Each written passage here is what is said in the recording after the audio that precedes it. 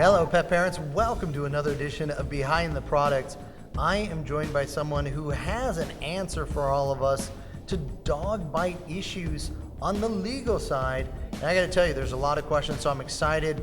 Deborah Turner from dogbitequote.com. Deborah, thanks for joining us. Thank you. How did you get started with this?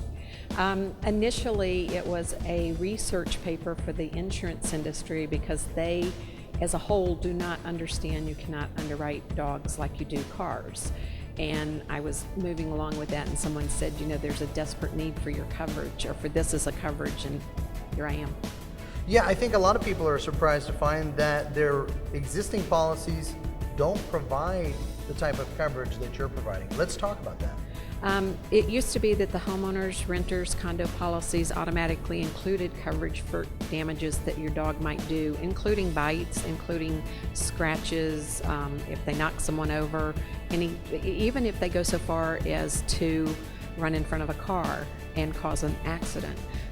But the insurance industry pays out about a third of their liability claims are dog related, and they are slowly but surely either completely removing animal liability from the homeowners and renters and condo policies, or restricting it. My company restricted mine back to $25,000 before they completely deleted it.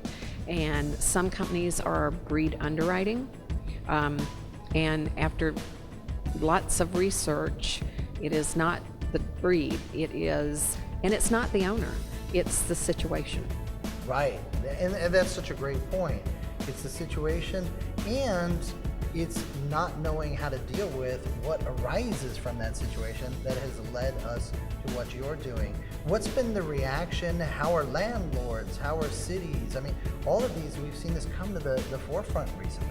It's growing by the day. Many cities are beginning to require a liability policy if in fact you have a supposed dangerous breed. The problem with that is they are deciding which dogs are dangerous. About 52% of all dogs are of mixed heritage, and there is a huge problem with identification of breeds.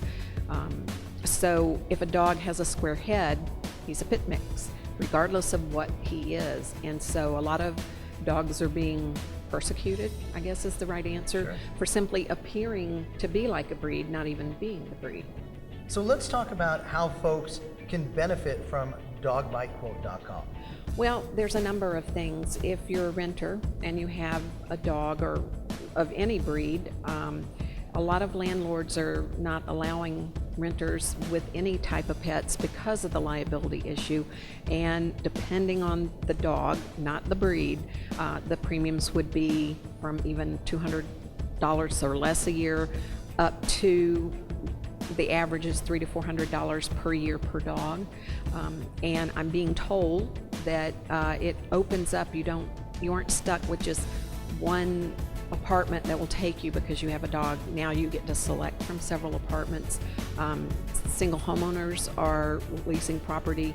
They are loving it because I can name them as what we call an additional insured. So if your dog causes an injury and you're sued and they're sued, which they will be, it would provide the medical and legal defense for both sides, for This both is tremendous parties. because the need has been there. Now this is providing that coverage. Maybe give us a little overview of how the coverage works for that person that has the dog and is sitting there saying, do I really need this? What would I be covered for? Well, again, you would be covered if your dog bit someone, scratched them, knocked them over. Little dogs, people go, I have a little dog, I have no exposure. Little dogs tend to be on longer leashes for some reason, and all they have to do is tangle an older person's feet on a walk, and they will trip them. And you break a hip, you're probably looking at some expensive medical cost. The limits are $25,000, $50,000, $100,000, and $300,000. The average claim runs $32,000. But if you have, most of the claims I see where there have been previous injuries, are in the, I don't know, 5 to 10,000 range.